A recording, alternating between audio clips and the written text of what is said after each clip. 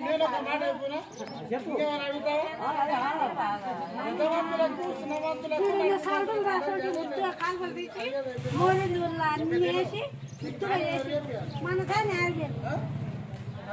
నీ బట్టలు ఎవరు ఒప్పుకోవాలి నీ అన్నం ఎవరు ఒప్పుకోవాలి నేనేం చెప్తున్నంటే ఏ గవర్నమెంట్ అయినా ఎవరైనా ఎంతయాలో గంట చేస్తారు మన ఇల్లు ఉడిచి వాకిలు ఉడిచి సాగు అన్నం వండి పెట్టి